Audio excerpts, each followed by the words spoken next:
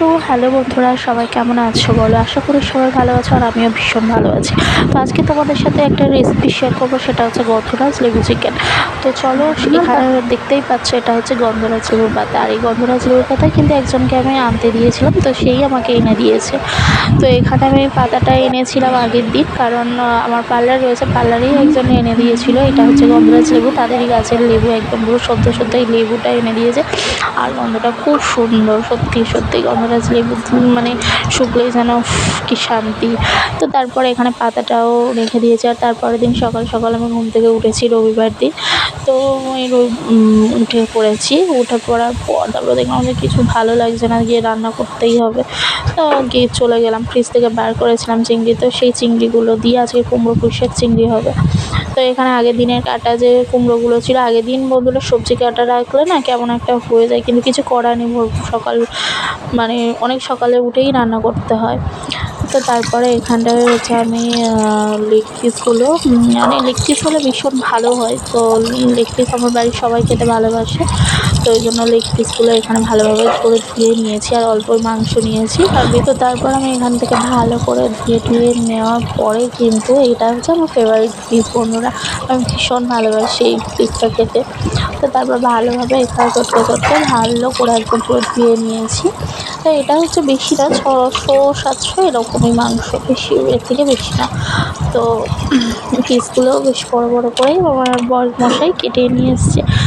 তো তারপরে চলো, তো তোমাদেরকে এই ধোয়া আরেকবারও ধুয়ে নিয়েছি, কারণ আমার কেমন অনেকবার না ধুলে হয় না। তো এখানে আমি হচ্ছে কী বন্ধুরা জানো, এটা হচ্ছে পেঁয়াজ, কাঁচা লঙ্কা, টমেটো একসাথে বাটা। আর এটা হচ্ছে কাজু, চারমগজ, পোস্ত, সর্ষে, সাদা সর্ষে সব একসাথে বাটা। আর ওটা হচ্ছে আদা রসুন পেস্ট।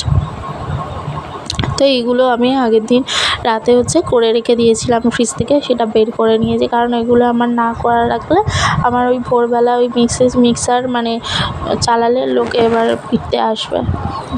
তো এই জন্য ম্যারিনেট করবো বলে আমি এদিকে হচ্ছে মাংসটাকে বের করে মানে ভালো করে ধুয়ে টুয়ে নিয়ে পাত্রে রেখে সেখানে লবণ হলুদ দিয়ে, লবণটা একটু পরিমাণে বেশি দিয়েছি। তো দেওয়ার পরে এখানে আমি আবার টক দইও ইউজ করছি। টক দইটা দিলে কিন্তু আর একটা কথা বন্ধুরা, আমি কিন্তু বেশি স্পাইসি করিনি, তোমরা কিন্তু এর সাথে তোমরা গোলমরিচ গুঁড়ো অবশ্যই অ্যাড করতে পারো, ওটা করলে আলাদা একটা ফ্লেভার দেয়, বাট আমি এখানে দিইনি। আর এখানে একটুখানি গন্ধরাজ লেবু মানে রস একটুখানি তোমরা ইউজ করবে, কিন্তু তেল ইউজ করবে না, ঠিক আছে? তো ভালো করে এখানে মেখে নেবে, ভালো করে মেখে নেওয়ার পর এমনভাবে মাখবে যাতে সমস্ত মানে মাংসের গায়ে মশলাগুলো যেন ছড়িয়ে যায়।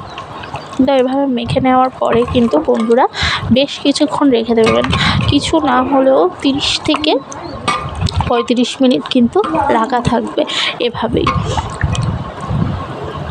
তো আমার এখানে প্রায় মাখা কমপ্লিট হয়ে গেছে। তো আমি এরকমভাবে বেশি ভালো করে চটকে চটকে এখানে মেখে নিয়েছি। আর কী এবার লাগবে সেগুলো সবগুলো এখানে নিয়ে নিয়েছি একটা পাত্রেতে।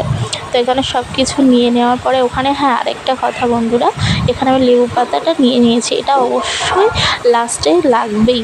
তো এই লেবুর একটু মানে এই যে বাইরের যে অংশটা দেখতে পাচ্ছ, এই রস করে এখানে এটা রেখে দিয়েছি। আর এই যে একটুখানি এটা একটু ছুলে মানে দিলে খুব ভালো হয়, মানে গ্রেভিটা সাথে টেস্টটা খুব সুন্দর হয়। তো এরপর কড়াইটা গরম হয়ে গেলে আমি কিন্তু এখানে অ্যাড করেছি সর্ষের তেল। আপনারা চাইলে কিন্তু সাদা তেল ইউজ করতে পারেন, কোনো অসুবিধা হবে না। তো এখানে আমি অনেকটাই সর্ষের তেল নিয়ে নিয়েছি, মানে কিছু না হলেও 3 থেকে 4 চামচ মতো আমি এখানটায় সর্ষের তেল নিয়ে নিয়েছি। আর ফোড়নে নিয়েছিলাম এখানে তেজপাতা, শুকনো লঙ্কা আর গোটা গরম মশলা। আর একটু বেশ গন্ধটা বার হয়ে গেলে এখানে অ্যাড করবো পেঁয়াজ বাটা, ওই টমেটো বাটা আর হচ্ছে কাঁচা লঙ্কা বাটা। অল্প পরিমাণে আমি কাঁচা লঙ্কা বাটা দিয়েছি। তো এখানে ভালোভাবে কিন্তু গ্রেভিটা ভেজে নেব, কাঁচা গন্ধ যত মানে যাতে না বেরোয়। তো তার জন্য এখানে ভালোভাবে ভাজা হয়ে গেলে এখানে আদা রসুনের অল্প পরিমাণে পেস্ট, সেটা মানে 2 থেকে 3 চামচ মতো এরকমই। তো সেটাকে ভালোভাবে আমি কিন্তু নেড়ে নিয়েছি। তো এভাবে নেড়ে নেওয়ার পরে কিন্তু একটুখানি মানে গ্রেভি মানে যাতে তেলটা উপরে আসে, তো তার জন্যও কিন্তু অপেক্ষা করে থাকবো। ততক্ষণ পর্যন্ত কিন্তু কড়াতে ভালোভাবে নেড়ে নেড়ে একটু আস্তে করে দিয়ে তবে কিন্তু রাখবে, কারণ বেশি আবার ধরে গেলে অসুবিধা হতে পারে, তিতো হয়ে যাওয়ার চান্স থাকে প্রচুর পরিমাণে। তো এখানে লবণ ও হলুদ আমি অ্যাড করে নিয়েছি, আর সাথে একটুখানি লঙ্কার গুঁড়ো। আমরা অতটা ঝাল খাই না, তোমরা যদি ঝাল খেতে চাও তাহলে তোমরা এখানে কাঁচা লঙ্কার পেস্ট আর একটু বেশি পরিমাণে বা লঙ্কাও ইউজ করতে পারো। তো আমি এখানে কাশ্মীরি লঙ্কার গুঁড়ো বা আদার্স কিছু আমি এখানে দিইনি, কারণ লঙ্কা পুরোটাই সাদা সাদাই হবে।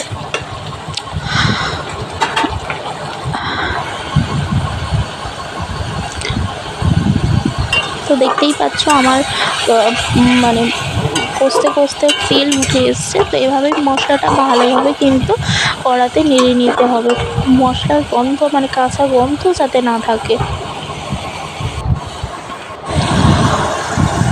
তো এখানে মশলাটা দেখছো বন্ধুরা কি সুন্দরভাবে মানে হয়ে গেছে। তো তারপর আমি কিন্তু যে পেস্টটা কাজু, চারমগজ, পোস্ত, সর্ষে, আদা সর্ষে অবশ্যই সেই পেস্টটা দিয়ে দিলাম। এভাবেই নাড়তে থেকেছি, খুব সুন্দর লাগছিলো, মানে মনে হচ্ছিলো যেন টক করে খেয়ে নিই, সত্যি খেতে অসাধারণ লাগছিলো।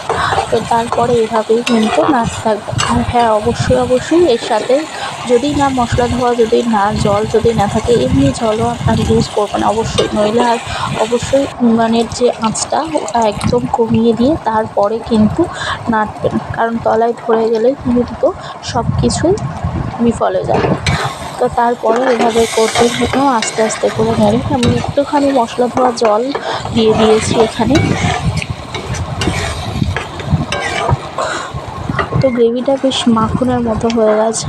তো এখানে আমি মাখনের মতো হয়ে যাওয়ার পরেই কিন্তু আমি এখানে এই যে মাংসগুলো দেখতে পাচ্ছ বন্ধুরা ম্যারিনেট করে রেখেছিলাম, তো সেটাকে আমি দিয়ে দেবো।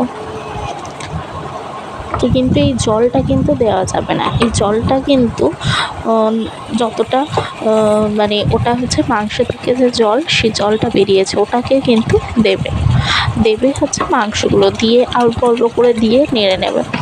তো এখানে মাংসগুলোকে আমি সব দিয়ে ভালোভাবে কিন্তু নেড়ে নিয়েছি।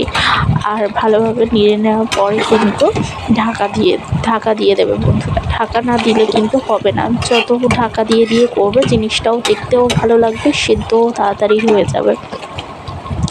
তো এভাবে কষতে কষতে 10 মিনিট পর পর একটু করে চাপা দিয়ে আর এখানে খুলে আর একটু আবার চিনি একটুখানি দিয়ে দিলাম। আর চিনি না দিলে একটু টেস্টও হবে না, তো চাইলে মানে নাও দিতে পারো, কিন্তু আমি এখানে দিয়েছি, স্বাদটা বেশ ভালো হবে স্বাদের জন্য এখানে দেওয়া। তো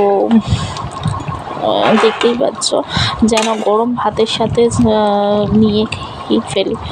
তো তারপর এখানে সামনে থেকে আরেকটু দেখিয়ে দিলাম, জিনিসটা এমনই দেখতে হয়েছে আর এরকমই দেখতে হয় গন্ধরা চিকেন সাদা সাদা। তো সত্যিই অসাধারণ একটা রেসিপি।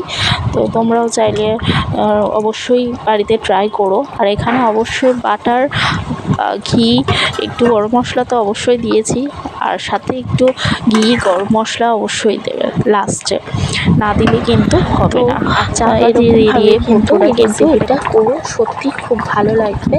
আর আমার বাড়ির সবাই খেয়ে খুবই সুন্দর বলেছে। তো এভাবে থাকার পরে কিন্তু একটুখানি আমি যে গন্ধরাজ লেবু নিয়েছিলাম ওই লেবুর হাফটা রস আমি কিন্তু এখানে দিয়ে দেব। তো এটা তো দিতেই হবে, তার জন্যই তো এখানে গন্ধরাজ চিকেন বলা হয়েছে। তো এখানে একটু দানা পড়ে গেছিলো, তো সেটাকে আমি সরিয়ে দিলাম। তো তারপরে আমি পাতাটাকেও 4 থেকে 5টা কচি কচি পাতা আমি কিন্তু ছিঁড়ে নিয়ে এখানে অ্যাড করেছি।